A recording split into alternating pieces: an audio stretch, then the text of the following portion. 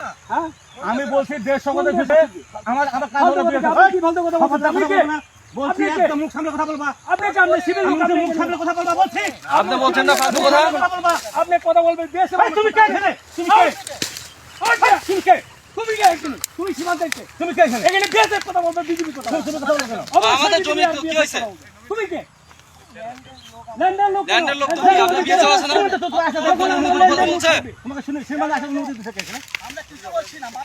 না কেন তুমি এই কথা বলো কেন যে তুমি কে তুমি কে মানে তুমি কে এটা বলো হ্যাঁ লাইন তো আপনি বলছেন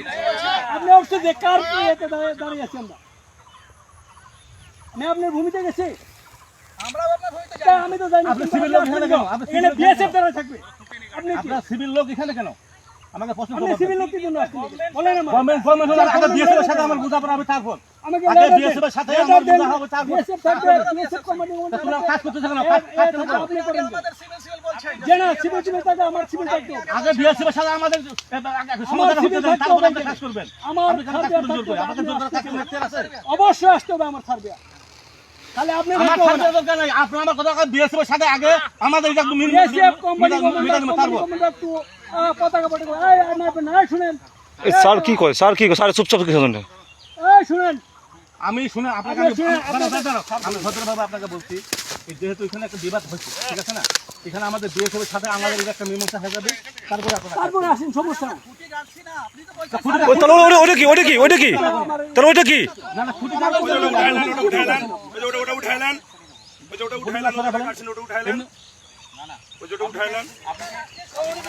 উনি আমাদের লোক বিজেপির লোক সঠিক এপিএস এপিএস এপিএস হ্যাঁ হ্যাঁ সমস্যা কি ওরা জানে ওই যে সইপুটা দিছে ও ঠিকই জানে যে আমি কে আবার কেন এই ভাই মুখ খারাপ করবেন আপনি মুখ খারাপ করলেন কিসের জন্য ভাই আপনি মুখ খারাপ করবেন আপনি মুখ খারাপ করলেন কিসের জন্য বলছি ভাই আপনি মুখ খারাপ করলেন কিসের জন্য আপনি এখানে আপনি মুখ খারাপ করবেন না বলছি আপনি কে আপনি আমরা কে চিনি না আমি চিনি আমার ইউনিফর্মধারী বিএসএফ কে চিনি আমি আপনাকে চিনি অবশ্যই তোরা ওরে কে তোমার আইডি তুমি কে তোমার কাছে পরিচয় তুমি কে